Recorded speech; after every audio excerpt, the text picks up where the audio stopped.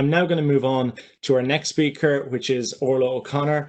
Orla, as I mentioned earlier, is the director of the National Women's Council here in Ireland, who are the national membership organisation for women with over 190 member groups. Orla was also the co-director of the Together for Yes campaign here in Ireland. So over to you, Orla. Thanks, Joe. So where I was going to come at this today in terms of looking at the whole sort of future of work and also being one of the organisations as part of the 4-Day Week campaign was just maybe to say a little bit about how we came into this space in terms of the 4-Day Week campaign.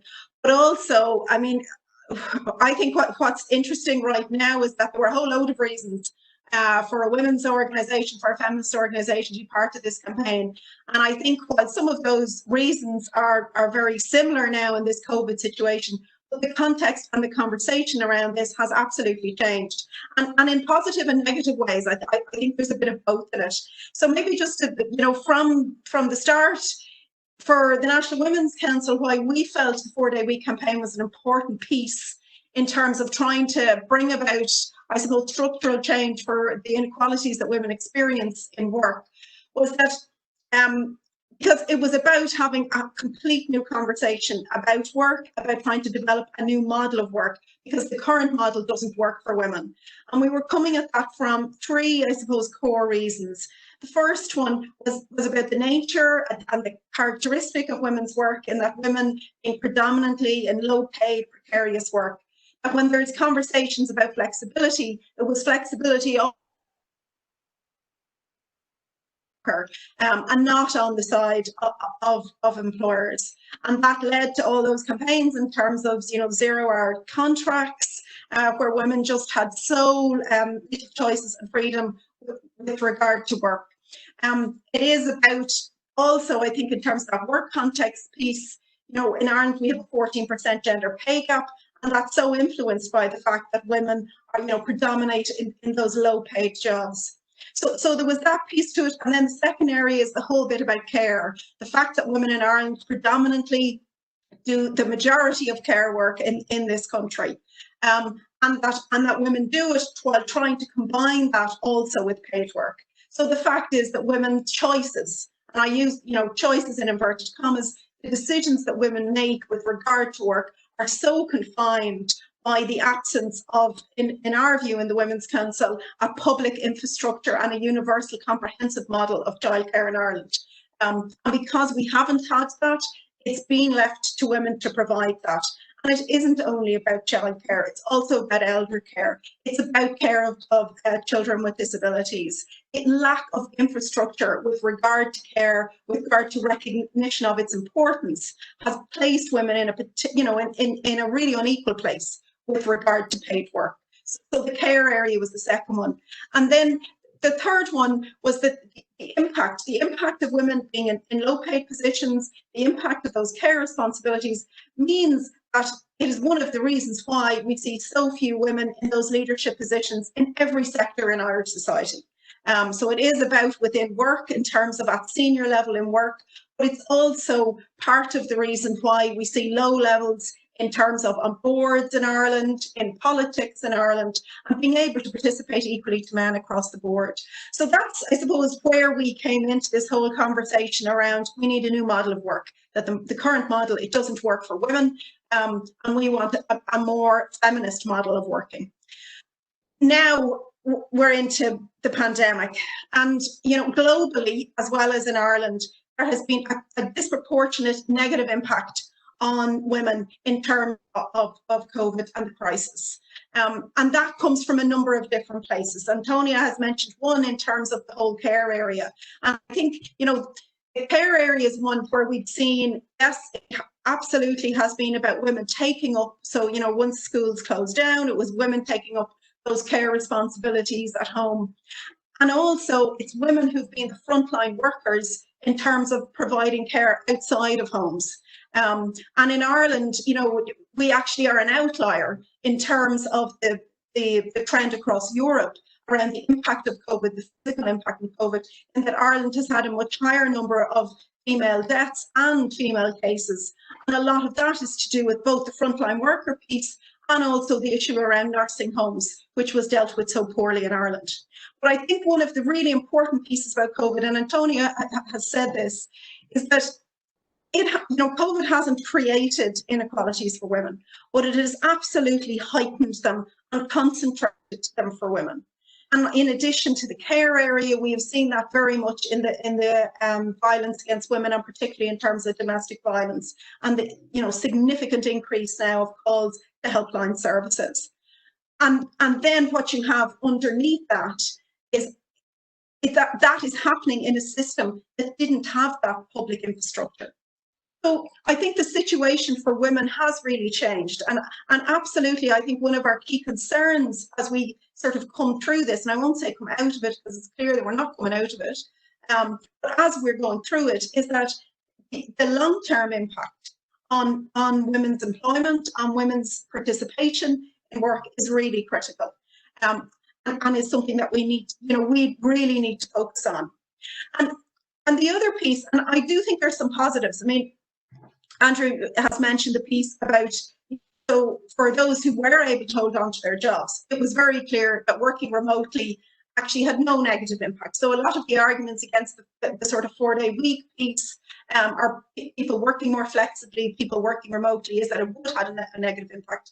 And in fact, it's been proved very clearly that that's not the case. I think the other piece, which is positive, is there is now a recognition that care, how essential providing care is. So how essential a public infrastructure around care is, and how society needs to value care in a very different way.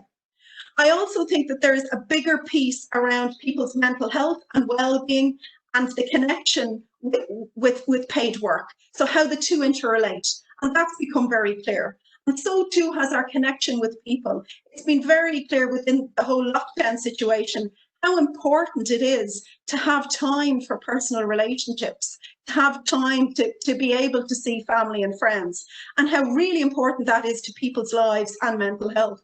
And I think that puts us in a very different place now when we talk about work flexibility and when we talk about a 4-day week. Because I think there are much greater arguments now in terms of the positive impact on society, on the economy, and on people's personal lives if we have a reduced working week that provides people with the time they need for the things that are so important and that interconnect. So that interconnectedness, I think, is a key piece coming out of COVID. Thank you. Thanks very much for that, Orla. So just to mention to people, we have only got a small number of questions in so far. And actually, this is the first of all the summer series sessions where our speakers seem to be keeping pretty much to time. So it looks like, unless I go on far too long, which of course anyone from Fórsa would know would never happen, but it looks like we should have plenty of time to get to the Q&A. So I'd really encourage people to get some questions in, and we should be able to get to them before we finish. So I just want to talk a little bit from a Fórsa perspective of how we view some of the challenges around the future of work and what we see as some of the key issues in the context of the future of work. And I suppose really when we talk about the future of work, we are talking about, in many ways, the impacts of the fourth industrial revolution and what's coming down the line when it comes to robotics, artificial intelligence, automation, and the many changes in technology that we anticipate are coming down the tracks for workers in the years to come.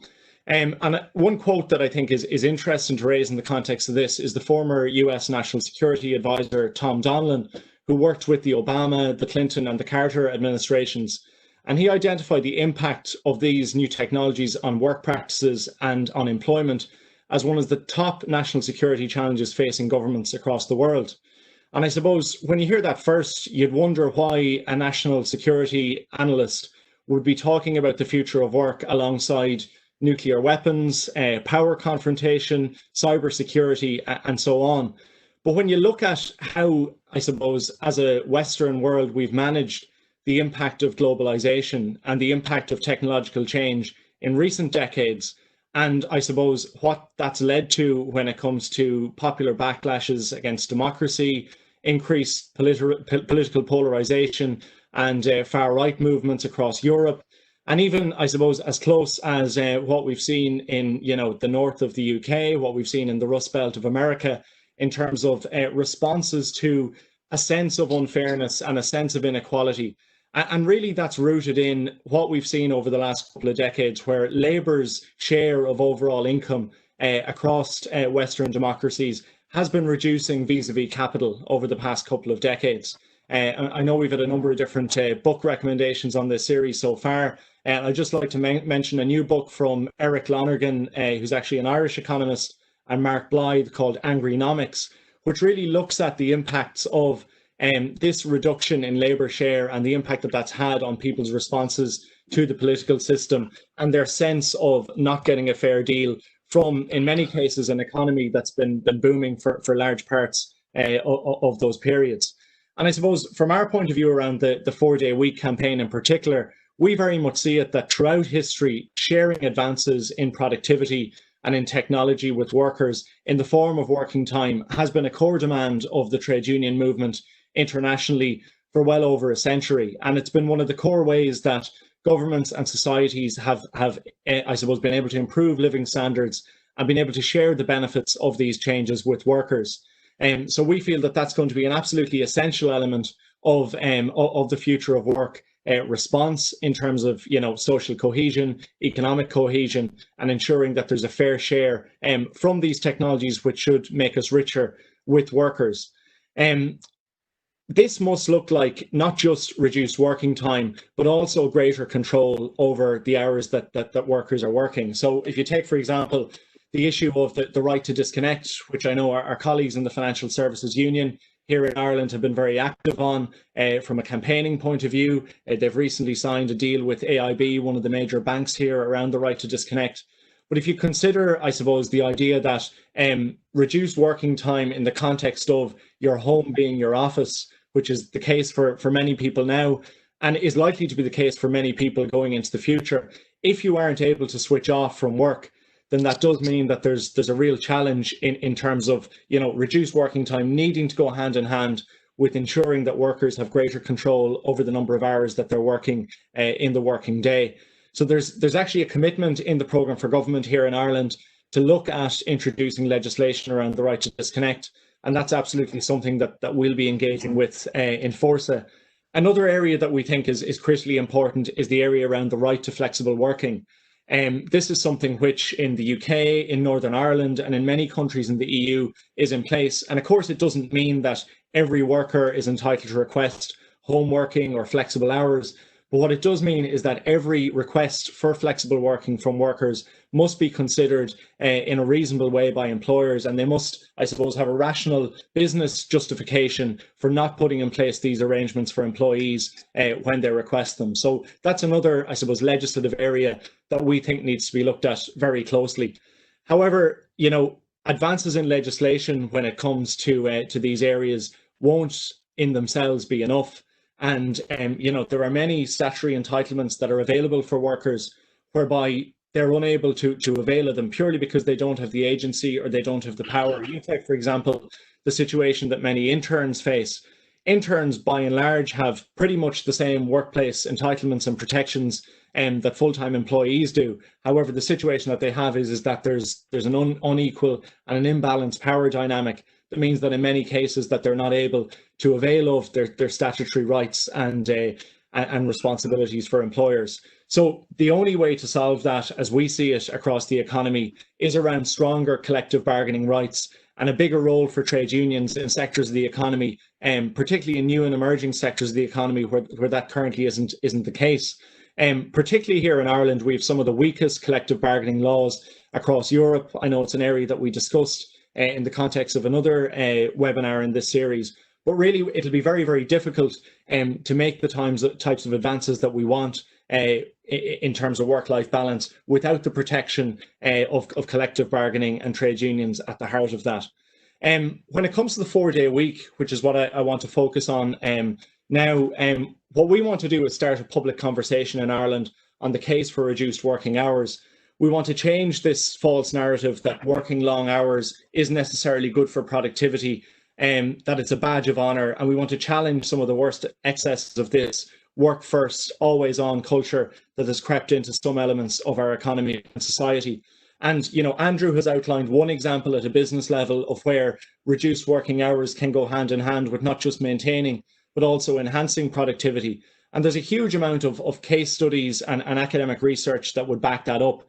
Even if you look at EU countries within the OECD, a lot of the countries who have longer working hours, like, as I'm sure Antonia is familiar with, in the UK and also in Greece, they actually have lower productivity when it comes to output than other countries with shorter working hours, like Germany, the Netherlands, and many of the Scandinavian countries. We actually surveyed many of our members in Fórsa last year around some of these issues. And we asked them the question if, first of all, they felt that the 4-day week was a realistic ambition and a target for the trade union movement in the medium term. And over 80% of our members felt that it was. We also asked them if they felt in their particular workplace and sector, if it was something that would be feasible and if it was something that would be desirable. And again, over 90% of people felt not only would it be desirable from an employee perspective, but they felt that they could maintain productivity within their workplace or within their sector while reducing towards a 4-day week. Now, obviously, what we're talking about isn't a kind of a big bang where you legislate for this tomorrow by decree. This is about a steady managed transition towards a shorter working week for all workers. And of course, within that, in the same way as the 9 to 5 is the standard work arrangement across the economy today, we wouldn't be, you know, but there are still many sectors who don't necessarily work those traditional working hours. That will always remain the case. There will be different employee preferences. There'll be different employer needs. But the idea is to move towards this as the new benchmark.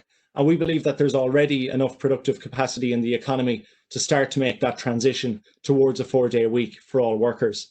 So look, I'm not going to take up any more time because I want to hear some of your questions, and I want to hear what Andrew and Orla and Antonia have to say on some of these issues.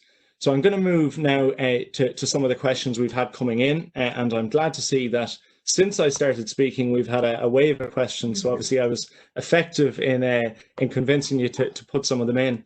So I'm just going to take one here from Vincent around suggestions or thoughts for workers who don't have a work from home option, and then also workers who have no work from home option and are essential staff. So just what people's thoughts on the situation for those workers is. A question then from Andrew Hughes around where does everyone believe the future of remote working will be, and will it continue to be a realistic option post the pandemic? So there's the first two questions. I'm just going to take them in a group of three, if that's okay.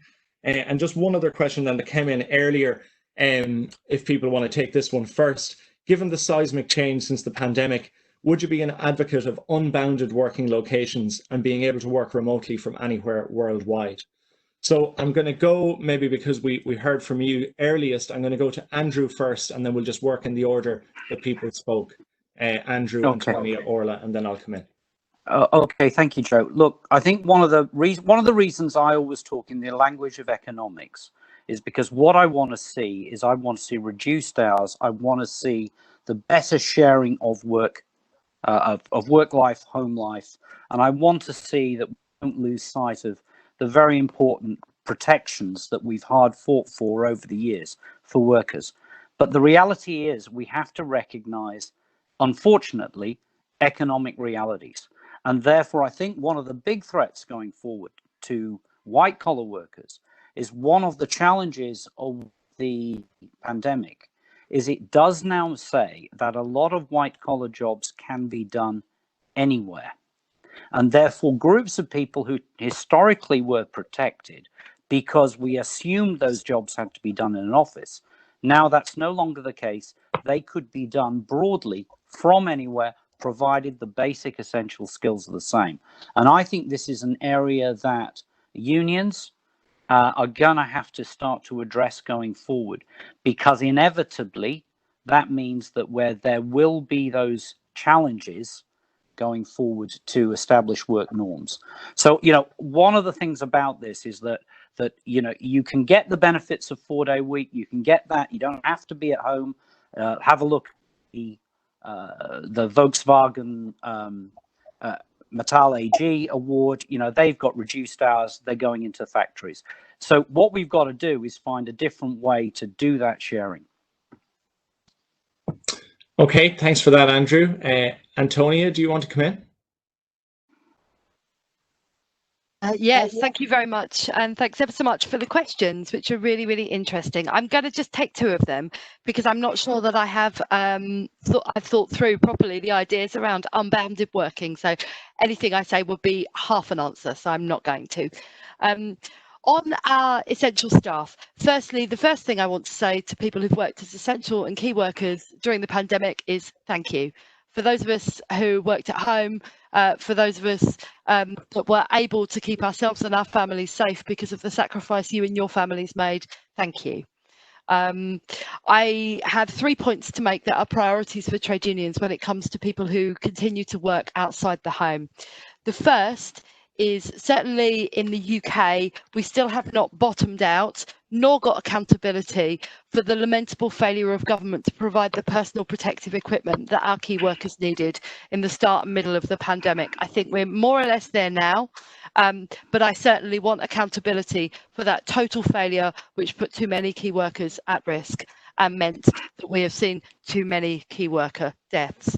Secondly, again, I'm not familiar with Ireland's health and safety legal regime.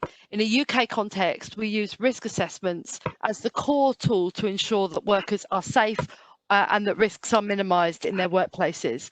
Making sure that we use all the tools at our availability to make sure safe working is possible and enforced and a priority of unions going forward is absolutely key. And then the third point I would make is that our key workers need a pay rise, and not just those key workers that are part of the public sector where the mechanisms and the political lobbying opportunity is clear. Those key workers who are on the minimum wage, those key workers who are employed by private contractors, private energy companies, private care home providers. 7 in 10 social care workers in the UK are paid less than the living wage, and that needs to change. That has to be a priority for the union movement going forward, and we can't forget the debt that we owe our key workers. I would make one point on remote working, which is I think this is a really tricky one for the union movement.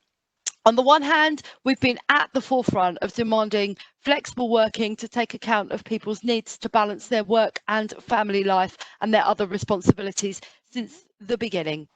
And I know for many women and for many others, the ability to work from home, I should also mention for disabled people as well, the ability to work from home opens up an opportunity to do different jobs than they were able to do and to continue with their career. And that is obviously something that we want to prioritise. On the other hand, the rise of remote working particularly will have a particular impact on the structure of our economies in lots of parts, lots of our cities. I'm a Londoner, as you can tell by the accent, and I can see the trains going into central London from where I live are half empty, and that will mean that lots of people's jobs who are dependent on office workers for their livelihoods may not continue to exist. And we shouldn't take that sort of economic disruption lightly. We've seen with the closures of heavy industries what happens when there is a sudden shedding of jobs and people's incomes never recover. So whilst we advocate for continued home working and the right to work flexibly, we must not forget the impact that that will have on the jobs of other people, and our duty to represent those workers as well. My final point, a rise in remote working. Look, we in the trade union movement haven't managed to deal with the closure of factories and the rise of call centres, the rise of small workplaces. Can you imagine what everybody working from home is going to do to our ability to organise and recruit members?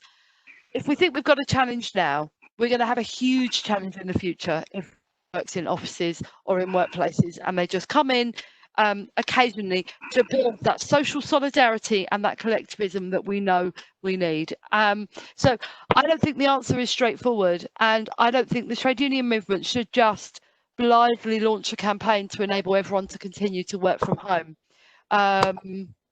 because it's complicated.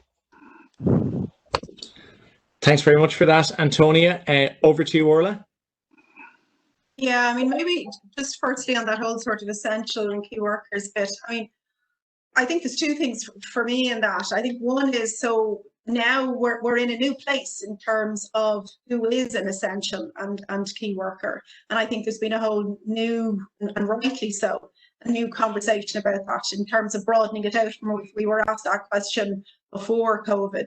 And I think that has a lot of implications for also, so I mean, for example, for me, you know, an essential worker is the person on the helpline of a domestic violence helpline.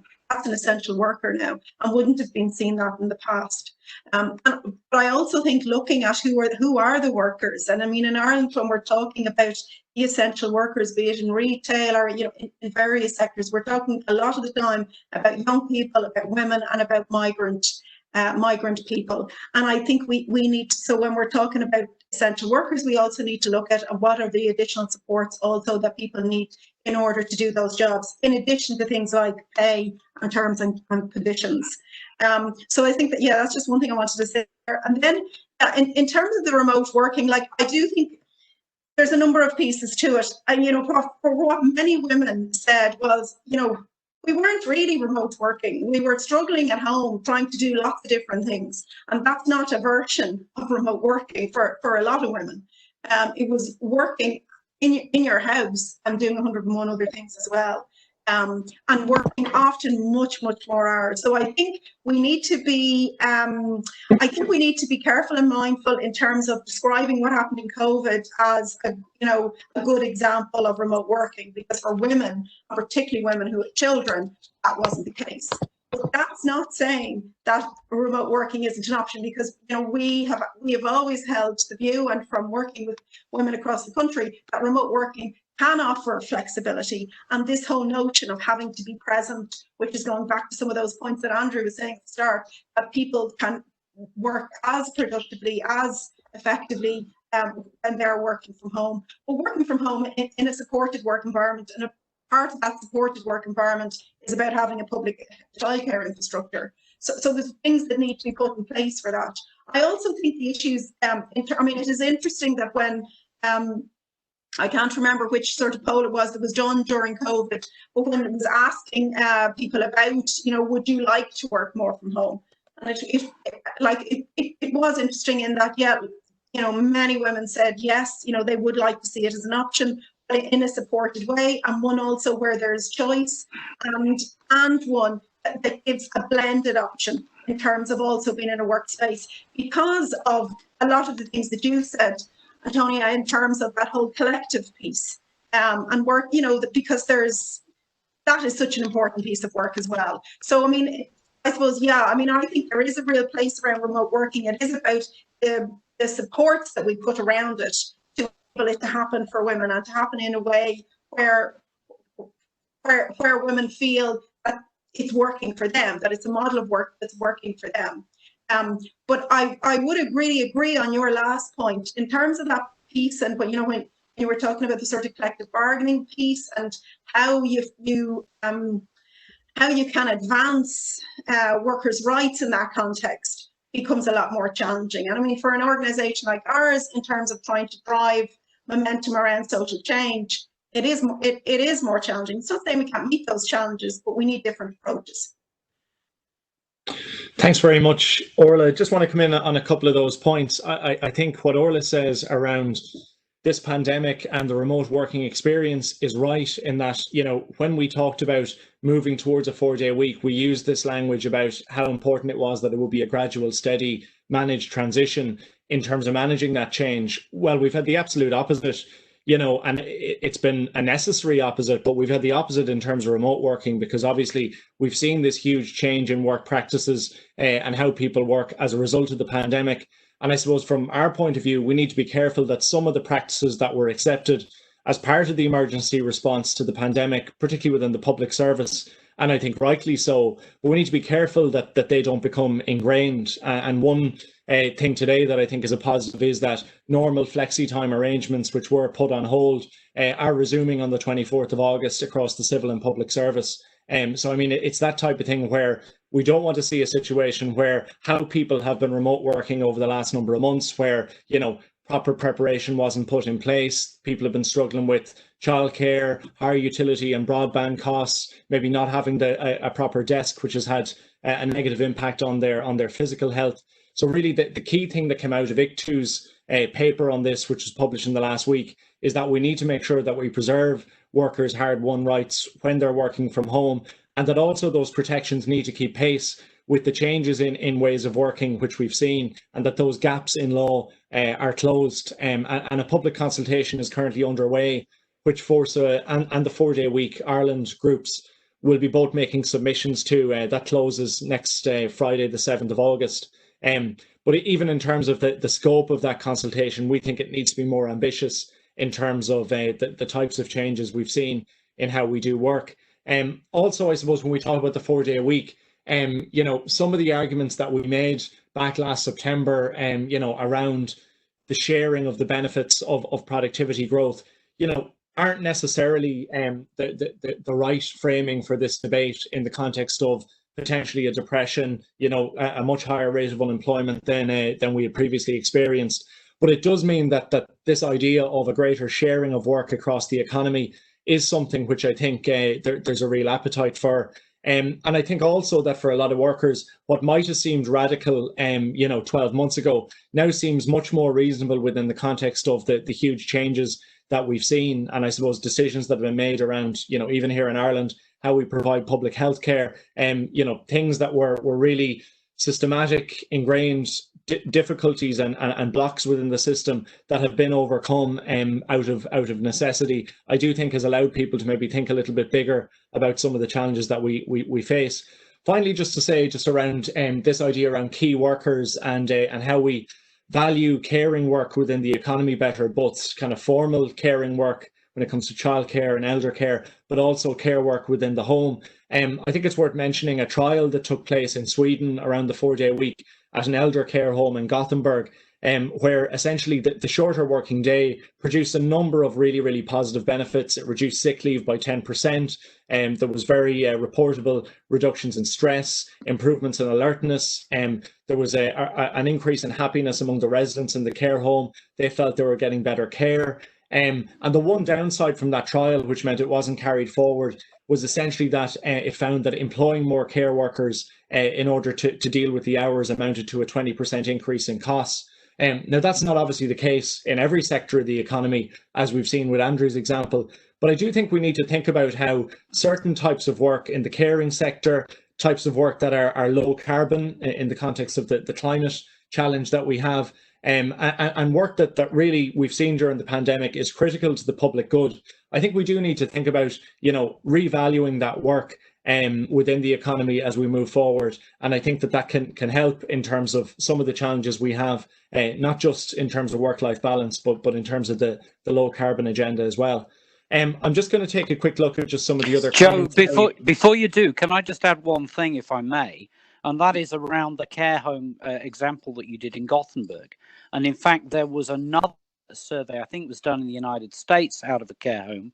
Yes, they found that the costs of the workers, they had to employ more workers and it went up. But what they also found is there was a commensurate drop in a whole pile of other costs, not least of which claims that they might have. The quality of care meant they were able to charge more. And they found at the end of the trial that the difference between the two was almost insignificant, and that actually it didn't make an economic difference in terms of cost by bringing in a 4-day week. And I'm very clear about this. This is the whole point why you can base this on any industry in economics, because you can find that the output is better, economic productivity goes up. It's a better result for everybody, workers and businesses. That's what makes this work.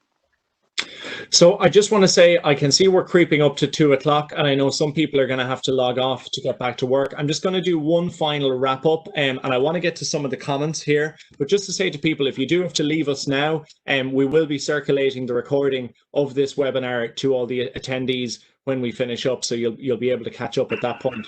But we've had really positive, strong engagement on this topic. It's obviously something that our members are very much engaged with. So John made a point about the importance that we don't prioritize jobs first purely as a result to minimize employment, that we need to focus on quality jobs, you know, with decent living standards. And Antonia responded within the Q&A to say that's absolutely the TUC priority, is to protect and to create decent jobs with fair wages. Vincent was of the view that the right to disconnect is definitely something that's needed. It needs to be agreed and known by employers and employees, especially for shift workers and perhaps managed by 9-to-5 staff. Michael asked a question around the Perpetual Guardian example and asked Andrew if working hours increased during their 4-day week, which Andrew clarified that it is reduced hours across the week, across the 4 days, so it's 4 normal days of work. Derek said that the 4-day week would mean more equality amongst the population, as the employers will employ more people to do the same job in order for them to do the same productivity, therefore more people in employment. And then John raised some negative experiences he's had with working from home, and that it's essentially living in work. It allows flexibility around childminding, but that there's lots of other negatives. And I think that that's the challenge for many of us going forward in terms of how we manage that. Noel then said regarding the work day, and for those who can continue to remote work, should the 8-hour working day be left up to the remote worker as to how this should be applied and be more self-directed? And then finally, another Noel said that flexible working should be prioritised before a 4-day a week. Remote working is not being facilitated by some departments. And one other that's come in, Sinead has asked, can I forward the ICTU report? And I'll do that when I'm contacting people at the end of this webinar. So look, I know there's a lot of comments there, but I'm going to just go in order to you guys to get if you've any comments on any of those or final thoughts you want to share before we finish up this afternoon. So Antonia has had to leave us because her childcare, funny that we're talking about these issues, but her childcare was up at 2 o'clock. So thanks so much to Antonia for her contributions. I'm just going to go to Andrew and then Orla to have the final word. Look, I would say that the great thing that we've got here is that we have a real chance to build back better as a consequence of the experience of the last few weeks. And I think the important thing is that we have to find a way that over the next couple of years or so, the benefits that we've got around flexible working, reduced hours working, that those are maintained and they are not sacrificed on the altar of getting better economic outcomes. This is a chance. It's a once in a generational chance for a reset. I believe it makes sense for business. I believe it makes sense for government. I believe it makes sense for unions.